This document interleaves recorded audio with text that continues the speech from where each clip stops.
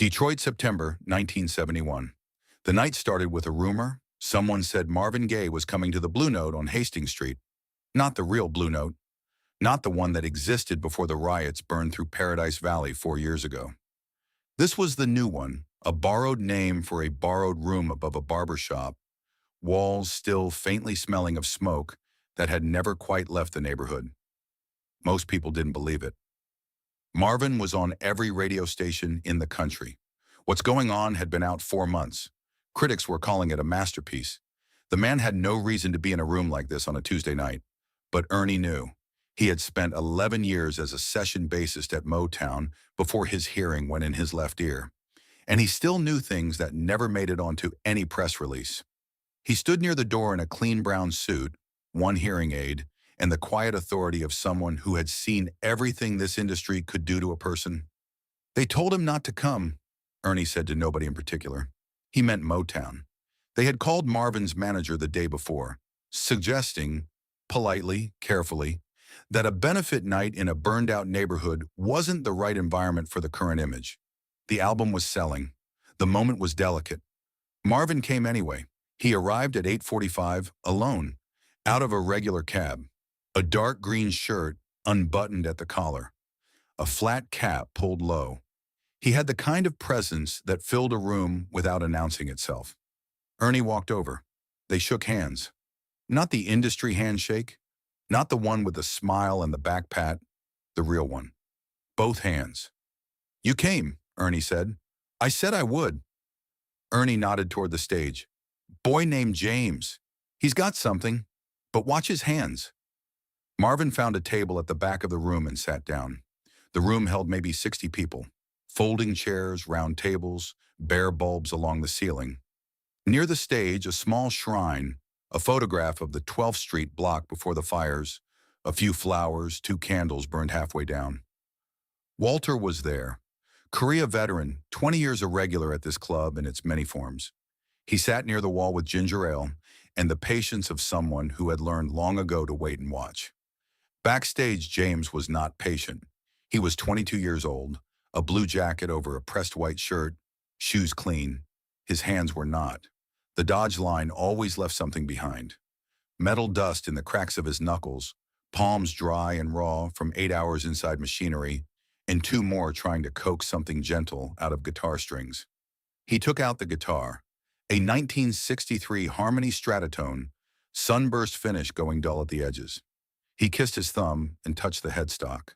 A habit, not a ceremony. Folded in his jacket pocket was a note from his foreman at the plant. He had read it that morning and been reading it in his head ever since. "Night shift opening Thursday. Your name's on it if you want it. Good money, steady hours." He had been thinking about it. Pearl knocked on the doorframe. The group's lead voice, the kind of singer who had been good for so long it looked effortless. She looked at his hands, then his face. Didn't look convinced, but she let it go. At 10:30, the group took the stage. Pearl on vocals, James on guitar, a bassist named Curtis, and a drummer called Ray, who was 17 and better than he had any right to be yet. Pearl stepped to the microphone. "We're here tonight for the people of 12th Street, and for everyone who remembers what this neighborhood sounded like before." Real applause, not polite applause. They opened with a medley, Temptations into Four Tops, and the room came alive the way it only does when music and memory arrive at the same nerve at the same time. James was playing well, not perfectly. His mind was somewhere between the stage and that note in his pocket, but well enough that the guitar was saying things his hands were barely directing. In the back corner, Marvin watched. He could see what Ernie had meant, the stiffness in James's left hand, the third finger lagging on chord changes. Not injury, fatigue, the kind that comes from doing one thing all day and being asked to do something else entirely. James bent a note on the B string, and it cried. Not technically. The pitch was fine, but there was something in the tone that went beyond technique. Marvin recognized it. He had made that sound before, years ago in rooms smaller than this one, when music was the only thing between him and a silence too large to live inside. He almost smiled. Then it happened. Pearl had just finished the second song, the room warm and generous. Curtis was already moving into the third number. James unclipped his guitar strap. Pearl turned. Her smile disappeared. James stepped to the microphone. He looked out at the room. Not at any one person. His voice was quiet, but it carried. "Forgive me. I have to go." The room didn't know what to do with that. James set the harmony on its stand, ran his hand down the neck once, and walked toward the back corridor without turning around. Curtis stopped playing. Ray put his sticks down. Pearl stood at the microphone holding nothing. Walter set down his glass very carefully. He had seen that walk before. Not on a stage, but in a field in Korea in 1952. A man walking away from something he had decided to stop fighting. He touched the service pin on his lapel and kept his eyes on the corridor door. Ernie caught Marvin's eye from across the room. Marvin was already standing. The corridor was narrow and badly lit. One fluorescent tube overhead, flickering like it was deciding whether to give up. James was at the far end, near the exit door. The note was in his hand. He wasn't reading it. He was just holding it. Marvin stopped a few feet away and leaned against the wall. Neither of them spoke. The fluorescent blinked off, blinked back on. "Your bassist is going to lose the tempo without you," Marvin said. James looked up. It took him 2 full seconds. "I know who you are," James said. "I know you do." Marvin nodded at the note. "What does it say?" "Night shift, good money." "How good?" "Enough. My mother's alone. The heat bill." He stopped. "It's enough." Marvin looked at James's hands. "Not as an inspection. The way you look at something that tells you more than words would. The cracks along the palm, the stiffness in the middle knuckle, the darkness under nails that soap couldn't reach." Marvin had seen hands like that before. His mother, Alberta, woke before the sun in Washington, D.C. and went to work in other people's houses. She came home with hands that smelled like ammonia and dish soap, and before dinner she would sometimes sing to herself. Not a full song, just a phrase, something from a church in North Carolina that never made it onto any record. Sung only for herself, and occasionally a small boy at the kitchen table pretending to do his homework. Marvin had not thought about that melody in a long time. He stepped forward and took James's right hand, held it for a moment, looked at the palm. The chemical smell reached him. Then he let it go. "These hands didn't get like this from nothing," he said. "They got like this from carrying something. There's a difference." James didn't answer. "That note will still be there Thursday," Marvin said. "A room like that one out there. It isn't going to come back." James looked toward the stage. He could hear Pearl out front, talking to the crowd, buying time. "I'm not," James started. Marvin held up one hand, gently. "Just hold on. I heard you on that B string, the bend on the second song." He paused. "You know what that sounded like to me?" James shook his head. "It sounded like someone who has been saying real things to the wrong rooms for a long time." The fluorescent blinked off. In the dark, just the thin strip of light under the exit door and the sound of Pearl's voice, steady and patient, coming through the wall. When the light came back, James put the note in his pocket. "Okay," he said. At 11:20, James walked back onto the stage. Pearl saw him and said nothing. She moved to the side of the microphone and picked up her tambourine. The room had gone quiet, the patient kind that only happens when people sense something real is about to take place, and they don't want to talk over it. James picked up the harmony, slipped the strap over his shoulder, and played an opening note.